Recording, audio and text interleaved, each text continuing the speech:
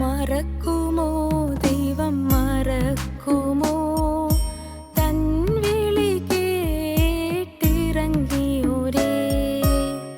മറക്കുമോ ദൈവം മറക്കുമോ തൻ വിളി കേട്ടിറങ്ങിയോരേ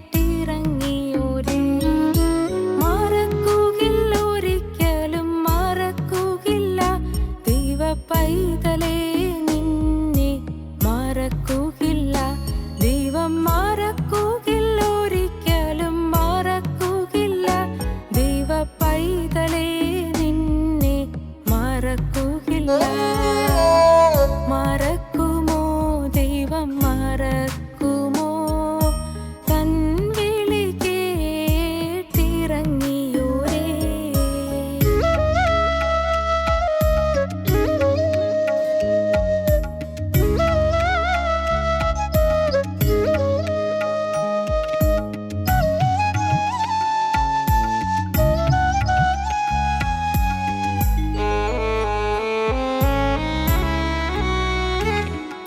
തന്നാത്മാവു നയിക്കും ഭക്തന്മാരെ ഉള്ളം കയ്യിൽ ദൈവം വരച്ചിടും തന്നാത്മാവു നയിക്കും ഭക്തന്മാരെ ഉള്ളം കയ്യിൽ ദൈവം വരച്ചിടും ഓർത്തിടും ദൈവം ഓർത്തിടും തൻ ഭക്തന്മാരിൻ നിലവിളി ഓർത്തിടും ഓർത്തിടും ദൈവം ഓർത്തിടും തൻ ഭക്തന്മാരിൻ നിലവിളി ഓർത്തിടും മറക്കുകില്ല ഒരിക്കലും മറക്കുകില്ല ദൈവ പൈതലേ നിന്നെ മറക്കുകില്ല ദൈവം മറക്കുകില്ല ഒരിക്കലും മറക്കുകില്ല ദൈവ പൈതലേ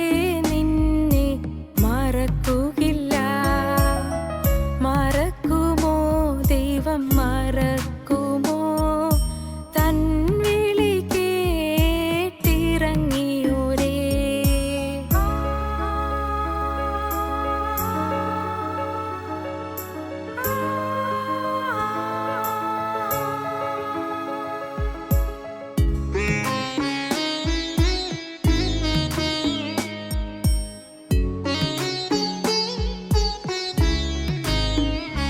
നിൻ വഴി തടഞ്ഞിടും ചെങ്കടലിനെ മോശയെപ്പോൽ ദൈവം വിഭജിക്കുമേ നിൻ വഴി തടഞ്ഞിടും ചെങ്കടലിനെ മോശയെപ്പോൽ ദൈവം വിഭജിക്കുമേ ഫറവോനെയും സൈന്യത്തെയും ചെങ്കടലിൽ താഴ്ത്തി ദൈവം ജയമേകുമേ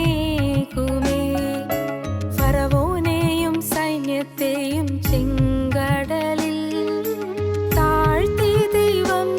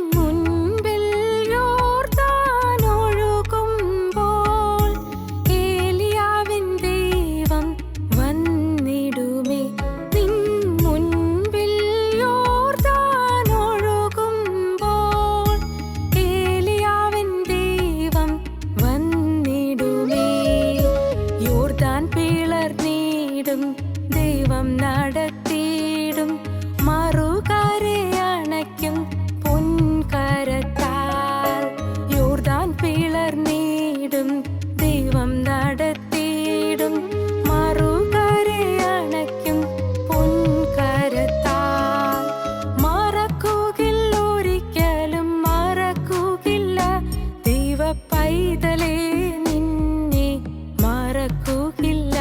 ദൈവം മറക്കുകയില്ല, ഒരിക്കലും മറക്കുകയില്ല. ദൈവ പൈതലേ നിന്നെ മറക്കുകയില്ല. മറക്കുമോ ദൈവം, മറക്കുമോ? തൻ വിളി കേട്ടിറങ്ങിയോരേ.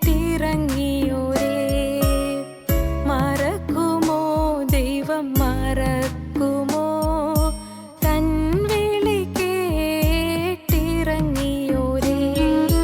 മറക്കുകയില്ല, ഒരിക്കലും മറക്കുകയില്ല. ദൈവ പൈതലേ നിന്നെ മറക്കുകയില്ല. ദൈവം മറക്കുകയില്ല, ഒരിക്കലും മറക്കുകയില്ല. ദൈവ പൈതലേ നിന്നെ മറക്കുകയില്ല. മറക്കുമോ ദൈവം, മറക്കുമോ? തൻ വിളി കേട്ടിറങ്ങിയോരേ.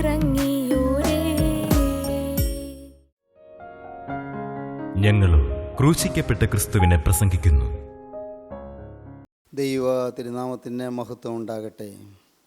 യെശയ്യാ പ്രവാചകൻ്റെ പുസ്തകം 41-ാം അധ്യായം 13-ാം വാക്യം മുതൽ വായിക്കാം.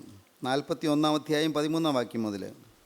നിന്റെ ദൈവമായ യഹോവ എന്ന് ഞാൻ നിന്റെ വലം കൈ പിടിച്ച് നിന്നോട് ഭയപ്പെടേണ്ട, ഞാൻ നിന്നെ സഹായിക്കുമെന്ന് പറയുന്നു. പുഴുവായ യാക്കോബേ, ഇസ്രായേൽ പരീക്ഷയെ ഭയപ്പെടേണ്ട, ഞാൻ നിന്നെ സഹായിക്കുമെന്ന് യഹോവ അരുളി ചെയ്യുന്നു. നിന്റെ വീണ്ടെടുപ്പുകാരൻ ഇസ്രായേലിൻ്റെ പരിശുദ്ധൻ തന്നെ. ദൈവത്തിന് സ്തോത്രം. നിന്റെ ദൈവമായ യഹോവ എന്ന ഞാൻ നിന്റെ വലം കൈ പിടിച്ച് നിന്നോട് ഭയപ്പെടേണ്ട, ഞാൻ നിന്നെ സഹായിക്കും എന്ന് പറയുന്നു. ദൈവം വലം കൈക്ക് പിടിച്ചിരിക്കുന്നു. എന്തൊരു ഉറപ്പാണത്! ദൈവം വലം കൈക്ക് പിടിച്ചിരിക്കുന്നു. പരീക്ഷാഹോളിലിരിക്കുമ്പോൾ കർത്താവ് വലം കൈക്ക് പിടിക്കുന്നു. ഉറപ്പല്ലേ? ജോലി ചെയ്ത് ക്ഷീണിച്ച് തളരുമ്പോൾ, ശരീരം വാടുമ്പോൾ, എവിടെയെങ്കിലും ഒന്ന് ഇരിക്കുകയോ കിടക്കുകയോ ചെയ്താൽ മതിയായിരുന്നു ഓർക്കുമ്പോൾ കർത്താവിൻ്റെ കരം വന്ന്, വലം കരം വന്ന് പിടിക്കുന്നു, വലം കൈക്ക് പിടിക്കുന്നു. സ്തോത്രം. നിരാശകരമായ സാഹചര്യങ്ങൾ വരുന്നു, കുടുംബത്തിൽ ക്ലേശങ്ങൾ വരുന്നു, കുടുംബത്തിൽ അഭിപ്രായ വ്യത്യാസങ്ങൾ ഉണ്ടാകുന്നു, ഐക്യം നഷ്ടപ്പെടുന്നു, അമ്മായിയമ്മയും മരുമോളും തമ്മിൽ ഇഷ്ടക്കുറവാകുന്നു, അമ്മായിയമ്മയുടെ പോരുകൊണ്ട് മോളുടെ ഉള്ളം ഇങ്ങനെ വിങ്ങുന്നു, സ്നേഹമില്ലായ്മ വീട്ടിൽ മുഴുവനും ഹൃദയത്തെ പിളർക്കുന്ന വിധത്തിൽ മനസ്സിലേക്ക് ആഞ്ഞടിക്കുന്നു. ഭർത്താവിൻ്റെ മർദ്ദനം, കൈകൊണ്ടുള്ള മർദ്ദനം, കാലുകൊണ്ടുള്ള മർദ്ദനം, ഏറ്റവും ഉപരിയായി വാക്കുകൾ കൊണ്ടുള്ള കൂരമ്പ് പ്രയോഗം, വാക്കുകൾ കൊണ്ടുള്ള കത്തിപ്രയോഗം, ഹൃദയം മുറിപ്പെടുത്തുന്ന വാക്കുകൾ. കർത്താവ് പറയുന്നു, പുഴുവായി യാക്കോബേ, ഭയപ്പെടേണ്ട, ഞാൻ എൻ്റെ വലം കരം കൊണ്ട് നിന്നെ പിടിച്ചിരിക്കുന്നു. സ്തോത്രം. രോഗക്കിടക്കയിൽ കിടക്കുന്നു, രോഗക്കിടക്കയിൽ വലഞ്ഞു കിടക്കുകയാണ്, വാടിക്കിടക്കുകയാണ്, തളർന്ന് കിടക്കുകയാണ്. ശരീരമങ്ങ് ക്ഷീണിച്ചു വരുന്നു. മാരകമായ രോഗമാണെന്നാണ് ഡോക്ടേഴ്സ് പറയുന്നത്. എന്തു വേണമെന്ന് അറിയാൻ പാടില്ല. മരണം അരിച്ചരിച്ച് വരികയാണോ? മരണം അടുത്തടുത്ത് വരികയാണോ? മനസ്സ് പതറുകയാണ്. പുഴുവായ യാക്കോബേ, ഭയപ്പെടേണ്ട, നിൻ്റെ വലം കൈക്ക് ഞാൻ പിടിച്ചിരിക്കുന്നു, എൻ്റെ വലം കൈ കൊണ്ട് നിന്നെ പിടിച്ചിരിക്കുന്നു. നിൻ്റെ വലം കൈക്ക് ഞാൻ നിന്നെ പിടിച്ചിരിക്കുന്നു.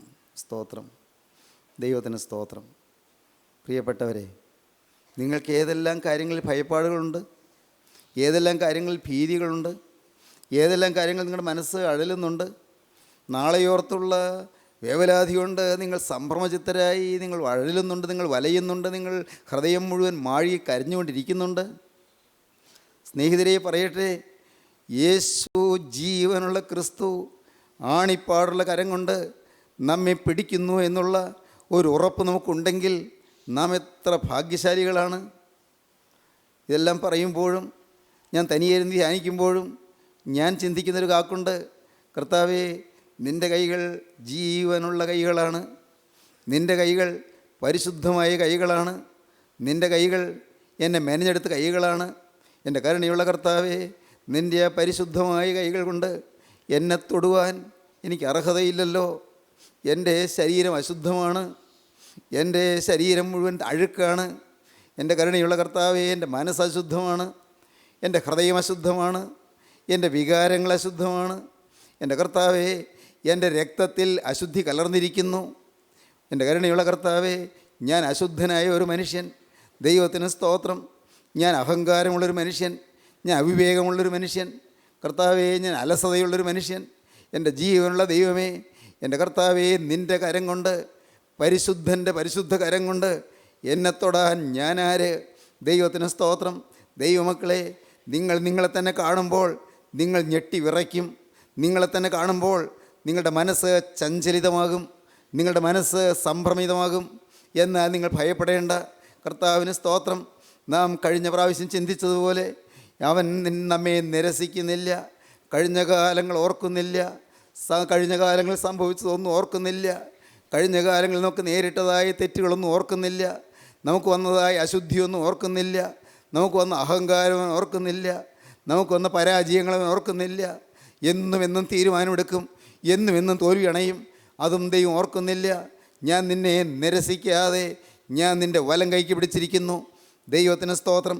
ഉൽപ്പത്തി പുസ്തകം 28-ാം അധ്യായത്തിൽ യാക്കോബിനുണ്ടായ വിഷൻ, ആ വിഷനോട് ചേർന്നുണ്ടായ വോയിസ്. ദൈവത്തിന് സ്തോത്രം. ആ വോയിസിൽ 7 വാഗ്ദത്തങ്ങളുണ്ട്. 7 വാഗ്ദത്തങ്ങൾ. ആ 7 വാഗ്ദത്തങ്ങൾ നമുക്ക് ഓടിച്ചൊന്ന് കാണാം. 28-ാം അധ്യായം 13-ാം വാക്യം മുതൽ നമുക്ക് വായിക്കാം. യാക്കോവിന് ദൈവം കൊടുത്ത 7 വാഗ്ദത്തങ്ങൾ. പുതിയ ഇസ്രായേലായി നമുക്ക് ഈ വാഗ്ദത്തങ്ങൾ ദൈവം പുതുക്കി തരുന്നുവെന്ന് നിങ്ങൾ വിശ്വസിക്കൂ. അങ്ങനെ വിശ്വസിച്ചുകൊണ്ട് നിങ്ങൾ ഈ വാക്കുകൾ കേൾക്കൂ.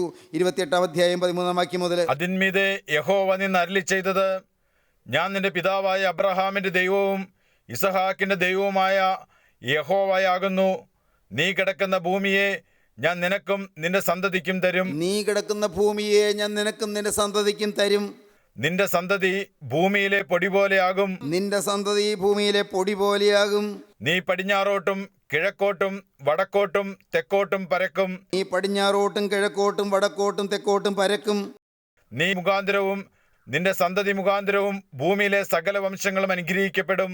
നീ മുഖാന്തരം അനുഗ്രഹിക്കപ്പെടും, നിന്റെ സന്തതി മുഖാന്തരം അനുഗ്രഹിക്കപ്പെടും. നീ മുഖാന്തരവും നിന്റെ സന്തതി മുഖാന്തരവും ഭൂമിയിലെ സകല വംശങ്ങളും അനുഗ്രഹിക്കപ്പെടും. ഇതാ ഞാൻ നിന്നോട് കൂടെയുണ്ട്. ഇതാ ഞാൻ നിന്നോട് കൂടെയുണ്ട്. നീ പോകുന്നിടത്തൊക്കെ നിന്നെ കാത്ത് ഈ രാജ്യത്തേക്ക് നിന്നെ മടക്കി വരുത്തും. നീ പോകുന്നിടത്തൊക്കെയും ഞാൻ നിന്നെ കാത്ത് ഈ രാജ്യത്തേക്ക് നിന്നെ മടക്കി വരുത്തും. ഞാൻ നിന്നെ കൈവിടാതെ നിന്നോട് അരുളി ചെയ്തത് നിവർത്തിക്കും. ഞാൻ നിന്നെ കൈവിടുകയില്ല. നിനക്ക് ഞാൻ തന്ന വാഗ്ദത്തങ്ങൾ ഞാൻ നിവർത്തിക്കും. 7 വാഗ്ദത്തങ്ങൾ എണ്ണി നമുക്ക് കണ്ടു പഠിക്കാവുന്നതാണ്. ഇപ്പോൾ അതൊന്നും വിശദീകരിക്കാൻ ഞാൻ നോക്കുന്നില്ല. നിങ്ങൾക്ക് നോക്കി കണ്ടു പഠിക്കാം. 7 വാഗ്ദത്തങ്ങൾ. ഇസ്ഹാക്കിൻ്റെ അപ്പനായ അബ്രഹാമിന് ദൈവം വാഗ്ദത്തം കൊടുത്തപ്പോൾ ഉൽപ്പത്തി പുസ്തകം 12-ാം അധ്യായത്തിൻ്റെ ആദ്യ ഭാഗത്ത് 7 വാഗ്ദത്തങ്ങൾ നാം കാണുന്നുണ്ട്. 7 വാഗ്ദത്തങ്ങൾ പൂർണ്ണതയെ കാണിക്കുന്നു. 7 പൂർണ്ണതയെ കാണിക്കുന്നു. 7 വാഗ്ദത്തങ്ങൾ ദൈവം അബ്രഹാമിന് കൊടുത്തു. ആ 7 വാഗ്ദത്തങ്ങൾ ദൈവം പിന്നീട് ഇസ്ഹാക്കിന് പുതുക്കി കൊടുത്തു. ആ വാഗ്ദത്തങ്ങൾ തന്നെ ദൈവം യാക്കോബിന് പുതുക്കി കൊടുക്കുന്നു. തലമുറകൾ മാറി വരുന്നു. ദൈവത്തിൻ്റെ വാക്ക് മാറുന്നില്ല. എൻ്റെ ദൈവത്തിന് സ്തോത്രം. പ്രിയപ്പെട്ടവരെ, നാം ഈ ഭൂമിയിൽ നിന്ന് കടന്നു പോകും. എന്നാൽ നമ്മോട് പറഞ്ഞ വാക്കുകൾ ദൈവം മറക്കുകയില്ല. നമ്മുടെ മക്കൾക്ക് ആ വാക്കുകൾ അനുഗ്രഹമായി തീരും. ദൈവത്തിന് സ്തോത്രം.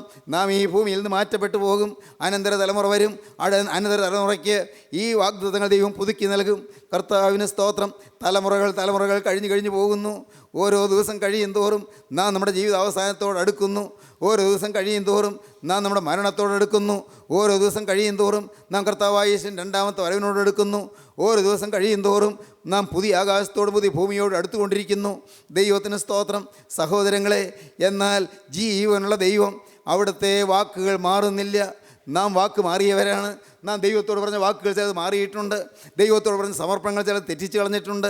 ദൈവസന്നിധിയിലെടുത്ത ചില പ്രതിഷ്ഠകൾ നാം ലംഘിച്ചു പോയിട്ടുണ്ട്. ദൈവസന്നിധിയിൽ നാം എടുത്ത ചില തീരുമാനങ്ങൾ നാം മാറ്റിപ്പോയിട്ടുണ്ട്. ഇല്ലേ, നാം പലതും പുറകോട്ട് മാറിയിട്ടില്ലേ? പലതും നാം ലംഘിച്ചു പോയിട്ടില്ലേ? പലതിൽ നമുക്ക് തെറ്റുകൾ സംഭവിച്ചില്ലേ? പക്ഷേ ദൈവം മാറുകയില്ല. അവനൊരു വാക്ക് പറഞ്ഞാൽ മാറുകയില്ല.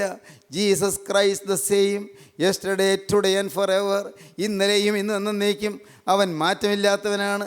എനിക്ക് ആ വാക്യം വളരെ ഇഷ്ടമാണ്. അവൻ മാറ്റമില്ലാത്തവനാണ്. ഞാൻ മാറിയിട്ടുണ്ട്, ഞാൻ വാക്ക് മാറിയിട്ടുണ്ട്, ഞാൻ വാഗ്ദത്തങ്ങൾ മാറിയിട്ടുണ്ട്, ഞാൻ അവനോട് പറഞ്ഞ പ്രതിജ്ഞകൾ ലംഘിച്ചിട്ടുണ്ട്. പക്ഷേ എൻ്റെ ദൈവം മാറിയിട്ടില്ല. സ്വർഗത്തിലെ ദൈവം മാറുകയില്ല. അവൻ്റെ വാക്ക് ഒരിക്കൽ ഊവ എന്നും പിന്നൊരിക്കൽ ഇല്ല എന്നും ആയിരിക്കുകയില്ല. അവൻ്റെ വാക്ക് എല്ലാം ഊവ എന്നും ആമേൻ എന്നും തന്നെയാണ്. എന്നും അങ്ങനെ തന്നെ. ദൈവത്തിന് സ്തോത്രം. മാറ്റമില്ലാത്തവനായ ദൈവം ഇന്ന് നിങ്ങൾക്ക് ചില വാഗ്ദത്തങ്ങൾ തരികയാണ്. ദൈവം നിങ്ങൾക്ക് ചില ഉറപ്പുകൾ തരികയാണ്. ദൈവം നിങ്ങളെ അനുഗ്രഹിക്കാൻ തീരുമാനിച്ചിരിക്കുകയാണ്. നിങ്ങളുടെ ജീവിതത്തിലെ പഴയകാലം ഓർക്കുന്നില്ല. ദൈവത്തിന് സ്തോത്രം. യാക്കോവിൻ്റെ പഴയകാലം ഓർത്തിട്ടല്ല ദൈവം യാക്കോവിനെ അനുഗ്രഹിക്കുന്നത്. ദൈവം യാക്കോവിനെ കാണുന്നത്. ദൈവത്തിന് സ്തോത്രം. വരും കാലങ്ങളിൽ യാക്കോവ് എങ്ങനെ നിൽക്കുമെന്നുള്ളതാണ് ദൈവം കാണുന്നത്. ദൈവം കാണുന്നിടത്തേക്ക് യാക്കോവിനെ നയിക്കാനാണ് ദൈവത്തിൻ്റെ ഉദ്യമം. ദൈവത്തിന് സ്തോത്രം. ദൈവം ഇപ്പോഴത്തേത് മാത്രമല്ല കാണുന്നത്. ദൈവം വളരെ വളരെ മുന്നോട്ട് കടന്ന് അടുത്ത കാലങ്ങൾ, പിന്നീടുള്ള കാലങ്ങൾ ദൈവം കാണുകയാണ്. ഈ യാക്കോബ് ഫറവോനെ ചെന്ന് രണ്ട് കൈ ഉയർത്തി അനുഗ്രഹിക്കുന്നത് ദൈവം കാണുന്നുണ്ട്. ഇനി സംഭവിക്കാൻ പോകുന്നേ ഉള്ളൂ. ദൈവത്തിന് സ്തോത്രം. ഈ യാക്കോബ് മരിക്കാൻ കിടക്കുമ്പോൾ മക്കളെ എല്ലാം അടുക്കൽ വിളിച്ച് ഓരോരുത്തരെ പ്രവചനാത്മകമായി അനുഗ്രഹിക്കുന്നത് ദൈവം കാണുന്നുണ്ട്. ഈ യാക്കോബ് മക്കളെക്കുറിച്ച് പ്രവചനം പറയുന്നത് ദൈവം കാണുന്നുണ്ട്. ഈ യാക്കോബ് വരും കാലങ്ങളിൽ സംഭവിക്കാനിരിക്കുന്ന കാര്യങ്ങൾ മുൻകൂട്ടി പ്രസ്താവിക്കുവാൻ ആത്മാവിന് നിറവ് പ്രാപിക്കുന്നത് ദൈവം കാണുന്നുണ്ട്. ദൈവത്തിന് സ്തോത്രം. യാക്കോബിൻ്റെ സന്തതി പരമ്പരകൾ അനുഗ്രഹിക്കപ്പെടുന്നത് ദൈവം കാണുന്നുണ്ട്. ഇടയ്ക്ക് പ്രിയപ്പെട്ടവരെ, യാക്കോബിൻ്റെ സന്തതി പരമ്പരകൾ അവർ ലോകത്തിൻ്റെ നാനാഭാഗങ്ങളിലായി ചിതറപ്പെട്ടു പോയി. ദൈവം വാക്ക് മാറാത്തവനാണ്. ദൈവത്തിൻ്റെ വാഗ്ദത്തത്തിന് മാറ്റമില്ല. നീ കിടക്കുന്ന ഭൂമിയെ ഞാൻ നിന്റെ സന്തതിക്കും തരും. നിൻ്റെ സന്തതി ഭൂമിയിലെ പൊടി പോലെയാകും. ദൈവത്തിന് സ്തോത്രം. യാക്കോബ് ഒന്ന് ഞെട്ടി. എങ്ങനെ? അത്ഭുതം കൊണ്ട്. ഭയന്നല്ല, അത്ഭുതം കൊണ്ട്. എന്താണ് കർത്താവ് പറയുന്നത്? അപ്പോൾ ഞാനിപ്പോൾ ആരോരുമില്ലാത്തവനെ പോലെ, ഏകാഗിയായി അനാഥനെ പോലെ വീട് വിട്ട് ഓടുന്ന അപ്പോൾ എനിക്ക് മക്കളുണ്ടാകുമെന്നോ? അപ്പോൾ ഞാൻ വിവാഹം കഴിക്കുമെന്നോ? അങ്ങനെ ഒരു ഭാവി എനിക്ക് ഉണ്ടാകുമോ? യാക്കോബ് ആശയറ്റവനായിരുന്നു. യാക്കോബ് നിരാശനായിരുന്നു. ഈ യാത്രയിൽ എപ്പോഴെങ്കിലും എൻ്റെ സഹോദരൻ വന്ന് എന്നെ കൊല്ലുമെന്ന് യാക്കോബിന് പേടിയുണ്ടായിരുന്നു. നല്ല പേടിയുണ്ടായിരുന്നു. അതുകൊണ്ടാണ് ഭയപ്പെടേണ്ട എന്ന് ദൈവം ആദ്യം തന്നെ പറഞ്ഞത്. നല്ല ഭയമുണ്ടായിരുന്നു യാക്കോബിന്. ആ പേടി മാറ്റാൻ വേണ്ടിയാണ് മാലാഖമാർ കയറുകയും ഇറങ്ങുകയും ചെയ്യുന്നത് കാണിച്ചു കൊടുത്തത്. യാക്കോബ് ഏകനല്ല എന്നും മാലാഖമാർ കൂടെ ഉണ്ടായെന്നും ദൂതന്മാരുടെ സംരക്ഷണം ഉണ്ടായെന്നും യാക്കോബിന് മനസ്സിലാക്കി കൊടുക്കുവാൻ ദൈവം ആ ദർശനത്തിൽ കൂടി ദൈവം കൃപയാൽ യാക്കോബിന് ധൈര്യം കൊടുക്കുകയാണ് ചെയ്തത്. ശരിയാണ്. പക്ഷേ യാക്കോബിന് ഇതൊരു അത്ഭുതമാണ്. നിരാശപ്പെട്ടു പോകുന്നവൻ, ഭാവിയെല്ലാം തീർന്നു എന്ന് വിചാരിച്ചവൻ, അവനാണ് ഇപ്പോൾ കേൾക്കുന്നത് നിനക്ക് സന്തതി ഉണ്ടാകും, നിനക്കും നിൻ്റെ സന്തതിക്കും തരുമെന്ന്. എൻ്റെ ദൈവത്തിന് സ്തോത്രം.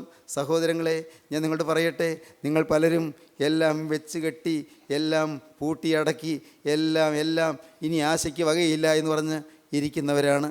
ഇനിയുണ്ടോ എനിക്കൊരു നല്ല കാലം? എനിക്കുണ്ടോ ഇനി ഒരു ഉയർത്തെഴുന്നേൽപ്പ്? എനിക്കൊരു സമാധാനകാലം കിട്ടാൻ പോകുന്നുണ്ടോ? എൻ്റെ കുടുംബത്തിലുണ്ടോ ഒരു ശാന്തി ഇനി വരാൻ പോകുന്നു? എൻ്റെ കുടുംബത്തിൽ ഇനി ഒരു നല്ല കാലം വരാൻ പോകുന്നുണ്ടോ? എൻ്റെ കടം തീരാൻ പോകുന്നുണ്ടോ? എൻ്റെ ദൈവമേ, എനിക്കൊരു സ്നേഹം ലഭിക്കാൻ പോകുന്നുണ്ടോ? എനിക്കൊരു സമാധാനം കിട്ടാൻ പോകുന്നുണ്ടോ? എൻ്റെ രോഗമുണ്ടോ മാറാൻ പോകുന്നു? ഞാൻ ഈ രോഗത്തോടുകൂടി തീർന്നു പോകുകയല്ലേ? എനിക്ക് ഒരു സമാധാനകാലം കിട്ടുമോ? ഇല്ലേ? പ്രിയപ്പെട്ടവരെ, നിങ്ങൾ പലരും ചിന്തിക്കുന്നുണ്ട്. ദൈവത്തിന് സ്തോത്രം. എനിക്ക് ഒരു 10 രൂപ വരുമാനമുണ്ടാക്കാൻ കഴിയുമെന്ന് ഒരു പ്രതീക്ഷയും ഇല്ലാതിരിക്കുന്നവർ പലരും ഈ വാക്കുകളെ കേൾക്കുന്നുണ്ട്. നിങ്ങൾ കടം വാങ്ങി മുടിഞ്ഞവർ പലരും ഈ വാക്കുകളെ കേൾക്കുന്നുണ്ട്. മനസ്സ് നൊന്ത് വലയുന്നവർ ഈ വാക്കുകളെ കേൾക്കുന്നുണ്ട്. നിരാശയുടെ അങ്ങ് അടിവരെയും പോയി, നിരാശയുടെ നെല്ലിപ്പല കാണുമെന്ന് പറയില്ലേ, അതുപോലെ നിരാശയുടെ അടിത്തട്ടിൽ ചെന്നവർ ഈ വാക്കുകളെ കേൾക്കുന്നുണ്ട്. യാതൊരു പ്രതീക്ഷയുമില്ലാതെ ദ ചാപ്റ്റർ ഈസ് ക്ലോസ്ഡ്. ആ അധ്യായം അവസാനിച്ചു. ആ അധ്യായം അടച്ചുപൂട്ടി. അത് തീർന്നു, എല്ലാം തീർന്നു എന്ന് വിചാരിച്ചവർ. ദൈവത്തിന് സ്തോത്രം. ആരെല്ലാം അങ്ങനെയുള്ളവരുണ്ട് പ്രിയപ്പെട്ടവരെ? എന്നാൽ ജീവനുള്ള ദൈവം യാക്കോബിന് കൊടുത്ത വാഗ്ദത്തം നിങ്ങൾക്കും തരികയാണ്. മോളെ, നീ ഇനിയും നിരാശപ്പെട്ടിരിക്കേണ്ട, എല്ലാം തീർന്നു എന്ന് വിചാരിക്കേണ്ട. ഇനിയും നിനക്ക് നല്ല കാലങ്ങൾ കിട്ടും, ഇനിയും നിനക്ക് ശുഭകാലങ്ങൾ കിട്ടും. നിങ്ങളെ വ്യർത്ഥമായി ആശ്വസിപ്പിക്കാൻ പറയുകയാണെന്നാണ് നിങ്ങൾക്ക് തോന്നുന്നത്. വെറുതെ ഒരു പ്രസംഗ സ്വരത്തിൽ പറയുകയാണെന്നാണ് നിങ്ങൾക്ക് തോന്നുന്നത്. അല്ല പ്രിയരെ, അല്ല. ഞാൻ നിങ്ങളോട് പറയട്ടെ, ആത്മാർത്ഥമായി പറയട്ടെ, സ്വർഗത്തിലെ ദൈവം, നിത്യനായ ദൈവം ദൈവം നിങ്ങൾക്ക് ചില ഉറപ്പുകൾ തരികയാണ്. ഇനിയും നിങ്ങൾക്ക് നല്ല കാലങ്ങളുണ്ട്. നിങ്ങൾ പ്രത്യാശ പ്രാപിച്ചുകൊള്ളൂ. നിങ്ങളാരും നിരാശപ്പെടേണ്ട. നിങ്ങൾ ആത്മഹത്യ ചെയ്യാൻ കരുതിയവരല്ലേ, മരിച്ചാൽ മതിയെന്ന് ഓർത്തവരല്ലേ, എൻ്റെ നല്ല കാലം പോയല്ലോ, ഞാനങ്ങ് മരിച്ച് വഴി മാറിക്കൊടുത്തേക്കാമെന്ന് ഓർത്തതല്ലേ. അദ്ദേഹം സുഖമായി ജീവിച്ചോട്ടെ, ഞാൻ കാരണം വിലങ്ങേടിയാകണ്ട, അദ്ദേഹം സുഖമായി ജീവിച്ചോട്ടെ, ഞാനങ്ങ് വഴി മാറിക്കൊടുത്തേക്കാം, ഞാനങ്ങ് മരിച്ചേക്കാം, അവർ രണ്ടുപേരും സുഖമായി കഴിഞ്ഞോട്ടെ, അദ്ദേഹത്തിന് ആ സ്ത്രീയിലല്ലേ കമ്പം, എന്നാൽ അങ്ങനെ ജീവിച്ചോട്ടെ എന്ന് ചിന്തിച്ച്, മോളെ നീ മനസ്സ് മടുത്ത് വിഷമിച്ചിരിക്കുന്നവളല്ലേ, ദൈവത്തിന് സ്തോത്രം, ദൈവത്തിൻ്റെ വലിയ നാമം മഹത്വപ്പെടട്ടെ. ഇന്ന് ഈ വാക്കുകൾ നിങ്ങൾ കേൾക്കുമ്പോൾ നിങ്ങൾക്ക് അനേകം കാര്യങ്ങൾ ഓർക്കാൻ പറ്റും. എല്ലാം തീർന്നു എന്ന് വിചാരിച്ചവർ, ദൈവത്തിന് സ്തോത്രം. യാക്കോബിനെ നോക്കൂ, യാക്കോബിനോട് ദൈവം പറയുകയാണ്, യാക്കോബേ നീ കിടക്കുന്ന ഭൂമി ഞാൻ നിനക്കും നിൻ്റെ സന്തതിക്കും തരും, നിൻ്റെ സന്തതി പരമ്പരകൾ ഭൂമിയിലെ പൊടി പോലെയാകും. ദൈവത്തിന് സ്തോത്രം. മാത്രമല്ല ദൈവം പറയുകയാണ്, നീ പടിഞ്ഞാറോട്ടും കിഴക്കോട്ടും വടക്കോട്ടും തെക്കോട്ടും പരക്കും. നീ എന്ന് പറഞ്ഞാൽ നിൻ്റെ സന്തതി പരമ്പരകൾ ഇങ്ങനെ പരക്കും, വിശാലതയിലേക്ക് പരക്കും, വിശാലതയിലേക്ക് ഇങ്ങനെ വിശാലമായ ദേശഭാഗങ്ങൾ കീഴടക്കിക്കൊണ്ട് വിശാലമായ ദേശഭാഗങ്ങളിൽ അവർ താമസിക്കും. കർത്താവിന് സ്തോത്രം. ദൈവത്തിൻ്റെ വലിയ നാമം മഹത്വപ്പെടട്ടെ. സ്വർഗത്തിലെ ദൈവം കാലങ്ങൾ കഴിഞ്ഞുള്ളത് കാണുകയാണ്. മകനെ നീ അല്പം പോലും പരിഭ്രമിക്കരുത്, ദൈവവേദനയെ നീ അല്പം പോലും നിരാശപ്പെടരുത്. ഞാൻ ഈ പരീക്ഷ ജയിക്കാൻ പോകുന്നുണ്ടോ എന്ന് നീ ചിന്തിക്കുന്നുണ്ട്. എത്ര പ്രാവശ്യം പരീക്ഷ എഴുതിയതാണ്, ഒരിക്കലും ഇത് എനിക്ക് കിട്ടുന്നില്ല, എന്നും എൻ്റെ പരീക്ഷയിൽ എനിക്ക് തോൽവിയാണ് സംഭവിക്കുന്നത്, എത്ര കഷ്ടപ്പെട്ട് പഠിച്ചു, ഞാൻ തോൽക്കുന്നേ ഉള്ളൂ, അല്ല എനിക്ക് ജയിക്കാൻ സാധ്യമല്ല എന്ന് നീ എത്രയോ പ്രാവശ്യം വിചാരിച്ചതാണ്. ദൈവത്തിന് സ്തോത്രം. നിങ്ങൾ ചിന്തിച്ചതല്ലേ, എത്രയോ ചികിത്സകൾ ചെയ്തു, എനിക്കുണ്ടോ ഇനി കൊച്ചു കുഞ്ഞിനെ കിട്ടാൻ പോകുന്നു, ഒരു ശിശുവിനെ കിട്ടാൻ പോകുന്നു, അതിനുള്ള കാലങ്ങളെല്ലാം തീർന്നില്ലേ, എൻ്റെ ജീവിതത്തിൻ്റെ ആശകളെല്ലാം അസ്തമിച്ചു പോയില്ലേ, ഭാരത്തോടെ നിരാശയോടെ എല്ലാം പൂട്ടിക്കെട്ടിയിരിക്കുന്നവർ ഈ വാക്കുകളെ കേൾക്കുന്നുണ്ടോ? എൻ്റെ ദൈവത്തിന് സ്തോത്രം. ദൈവത്തിൻ്റെ വലിയ നാമം മഹത്വപ്പെടട്ടെ. സ്വർഗത്തിലെ ദൈവം ജീവിക്കുന്നു, കർത്താവ് യേശുക്രിസ്തു ജീവിക്കുന്നു. മകളെ നിൻ്റെ ഹൃദയത്തിൻ്റെ വാഞ്ചകളറിയും ദൈവം ജീവിക്കുന്നു. യൗവനക്കാരാ, നിൻ്റെ മോഹങ്ങൾ കാണും ദൈവം, നിൻ്റെ മോഹഭംഗങ്ങൾ കാണും ദൈവം, അവൻ ജീവിക്കുന്നു. നിൻ്റെ നിരാശകൾ കാണും ദൈവം ജീവിക്കുന്നു. ഭാവിയെ ഓർത്തുള്ള മടുപ്പുകൾ കാണും ദൈവം ജീവിക്കുന്നു. നിന്നെ സ്നേഹിക്കുന്ന ദൈവം ജീവിക്കുന്നു.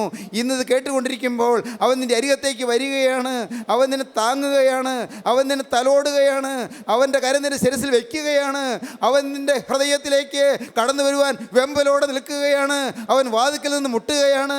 മകനെ നിൻ്റെ ഹൃദയം നീ എനിക്ക് തുറന്നു തരൂ, നിരാശ കൊണ്ട് മൂടിയിരിക്കല്ലേ, നിരാശ കൊണ്ട് വാതിൽ അടച്ചിരിക്കല്ലേ, നിൻ്റെ ഹൃദയത്തിൻ്റെ ഭയം കൊണ്ട് വാതിൽ അടച്ചിരിക്കല്ലേ, എല്ലാം തീർത്ത് കെട്ടി അടച്ചുപൂട്ടിയിരിക്കല്ലേ, നിൻ്റെ ഹൃദയം എനിക്ക് തുറന്നു തരൂ, ഞാൻ അകത്തേക്ക് വരാമെന്നാണ് പറയുന്നത്.